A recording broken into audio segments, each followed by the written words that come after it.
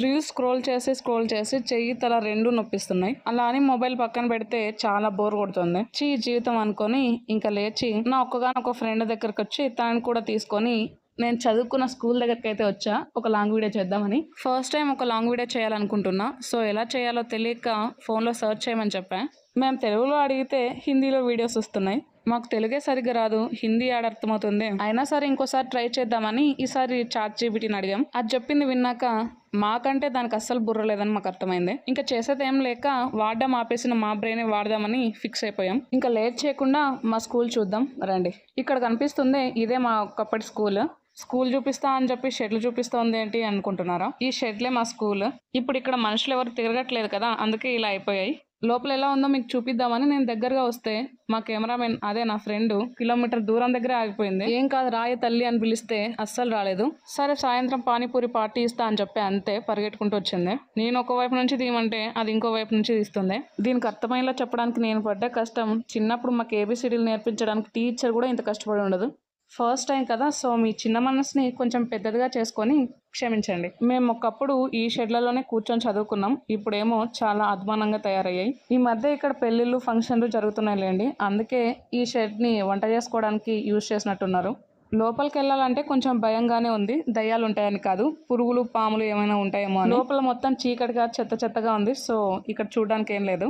దయ్యాల్లాగా ఈ షెడ్లలోకి వచ్చామని మా ఇంట్లో వాళ్ళకి కానీ తెలిసింది అనుకో, ఇంకోసారి బయటకు అన్నప్పుడు కాలు ఎరగొట్టి చేతిలో పెట్టేస్తారు.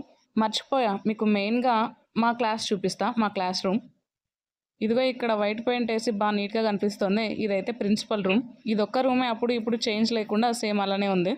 ఇంకా టైం వచ్చేసింది, రండి మా క్లాస్ రూమ్ చూపిస్తా. ఇదిగో ఇక్కడే మా క్లాస్ రూమ్.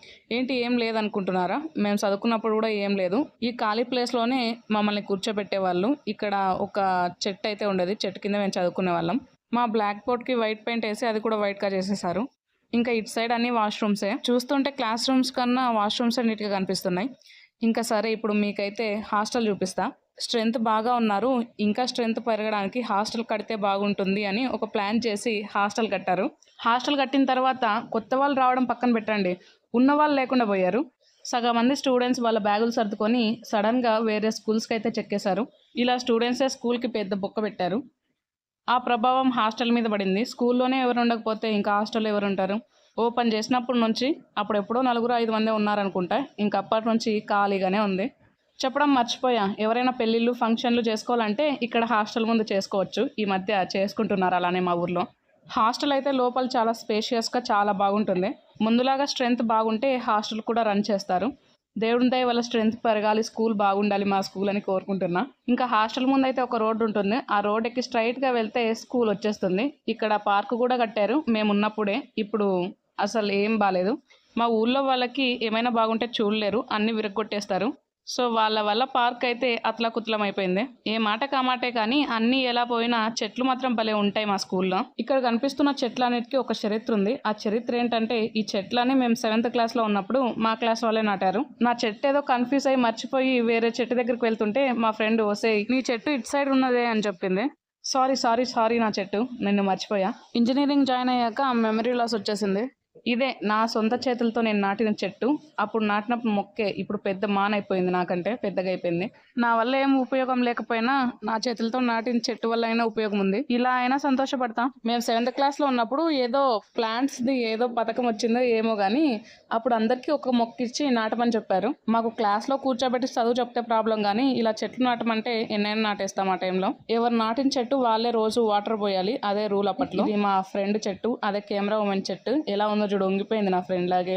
పూలు బాగున్నాయి పీకున్నామని చూస్తే అసలు అందట్లేదు. నా పరిస్థితి ఇలా ఉందంటే పొట్టోల పరిస్థితి ఏంటో. అదిగో నా వెనక కనిపిస్తుంది, అదే నా వాహనం, నా రథం. ఎక్కడికి వెళ్ళాలన్నా దాని మీదే. ఇంకా మీరు ఎంతగానో వెయిట్ చేస్తున్న ప్లేస్కి అయితే వచ్చేసాం. టట్టడాయ్, ఇదే మా స్కూలు. సరిగ్గా చూపించట్లేదు ఈ పాప. మా ఫ్రెండ్తో నాకు సచ్చే సావు వచ్చింది, ఏది సరిగ్గా చూపించదు. నేను చెప్పే లోపల కెమెరా తిప్పేస్తుంది. మా స్కూల్లో August 15th independence day, August 15th independence day రెండు ఒకటే కదా. అలాంటి ఏమైనా ఫంక్షన్స్ జరిగినప్పుడు ఈ స్టేజ్ మీద జరుగుతాయి. అందరూ డ్యాన్స్ పాటలు స్పీచ్లు అన్నీ ఇక్కడే ఇస్తారు. నేనేం చేస్తూ ఉంటానంటే లాస్ట్లో ఇచ్చే చాక్లెట్లు బిస్కెట్ల కోసం కింద కూర్చొని వెయిట్ చేస్తూ ఉంటాయి ఎప్పుడెప్పుడు అయిపోతుందా అని. ఇదిగో ఇప్పుడు కరెక్ట్గా పెట్టింది, ఇదే మా school. Loyola English medium high school. పేరుకు హై స్కూలే కానీ ఇప్పుడు స్ట్రెంత్ ఎవరూ లేరు. నాకు తెలిసి 5th క్లాస్ వరకు రన్ అవుతుంది అనుకుంటా ఇప్పుడు. నేను 8th క్లాస్ వరకు ఇక్కడ చదివాను. 9th కూడా ఇక్కడే చదువుదాం, 10th కూడా ఇక్కడే చదువుదాం అని కలలు కన్నా. కానీ మిగతా వాళ్ళు వేరే స్కూల్లో చదవడానికి కలలు కన్నారు. వాళ్ళంతా వెళ్ళిపోయారు. ఇంకా మా ప్రిన్సిపల్ మీరు కూడా వెళ్ళిపోండి అని చెప్పేశాడు ఒకటేసారి. ఎందుకంటే ఉన్న 6 మంది పిల్లలకి 6 మంది టీచర్స్ పెట్టి 6 సబ్జెక్ట్ చెప్పలేక మమ్మల్ని కూడా వెళ్ళిపోమన్నాడు. ఇంకా మేము ఏం చేయలేక సరే అని చెప్పి వేరే స్కూల్స్కి అయితే వెళ్ళిపోయాం. ఏ మాటకా మాట కానీ స్కూల్ అట్మాస్ఫియర్, స్కూల్లో స్టడీస్ చాలా బాగుంటాయి. ప్లే గ్రౌండ్ అయితే చాలా పెద్దది. రోడ్డుకు అటువైపు ఇటువైపు చెట్లు ఉంటాయి. ఎటు చూసినా చెట్లే ఉంటాయి. పీస్ఫుల్గా ఉంటుంది. ఈ బిల్డింగ్లో మా క్లాస్ రూమ్ అయితే పైన ఫ్లోర్లో సెకండ్ రూమ్. మనం కరెక్ట్గా స్కూల్ అయిపోయే టైంకి వచ్చాం. అందుకే ఇప్పుడు స్కూల్ బస్ ఎక్కి పిల్లలు కూడా ఇంటికి వెళ్ళిపోతున్నారు. ఇప్పుడు ఒక స్కూల్ బస్సే ఉంది. మేమున్న టైంలో 3 స్కూల్ బస్సులు ఉండేటివి. అంత స్ట్రెంత్ ఉండేవాళ్ళు. ఉన్నట్టుండి స్కూల్ స్ట్రెంత్ అయితే తగ్గిపోయింది. స్కూల్ డెవలప్ అయ్యేవాళ్ళంటే ఏదైనా ఐడియాస్ చెప్పండి. నేను మా ప్రిన్సిపల్కి చెప్పడానికి ట్రై చేస్తాను. చెప్తే వింటారో లేదో కూడా తెలియదు, కానీ చెప్పడానికి ట్రై చేద్దాం. ఎంతైనా మన ఓల్డ్ స్కూల్ కదా, కొంచెం ప్రేమ ఉంది గుండెల్లో. ఇప్పుడు ఈ గ్రౌండ్ ఎందుకు చూపిస్తున్నానంటే ఒకప్పుడు కబడ్డీ పేరుతో మా ఫ్రెండ్ని కిందేసి తొక్కిన గ్రౌండ్ ఇదే, అందుకే చూపిస్తున్నా. మా ఫ్రెండ్ గురించి ఇంకా ఎక్కువ చెప్తే అది ఖచ్చితంగా ఏడుస్తుంది. ఇలాంటివి చాలానే చేసాం తన మీద. అదో పెద్ద టాపర్ లాగా పీటీ పీరియడ్లో కూడా చదువుకోకుండా మ్యాథ్స్ సార్కి పోయి చెప్పేది క్లాస్ తీసుకోమని. ఆ టైంలో దాని మీద మాకు వచ్చే కోపానికి ఖచ్చితంగా చంపేసేవాళ్ళం. చెప్పొద్దు ఆడుకుందామని ఎంత చెప్పినా వినదు. అలా చదివి ఈరోజు ఏం ప్రయోజనం? అది ఇంట్లోనే ఉంది, సంతోషం. అమ్మ అయినా ఇన్ని తిడుతున్నా అది విందనుకో మా ఇంటికి వచ్చి నన్ను చంపుతుంది. సరే, ఇంకా ఇదే మా స్కూల్ టూర్ ఇంకా అయిపోయింది. Tata, by by.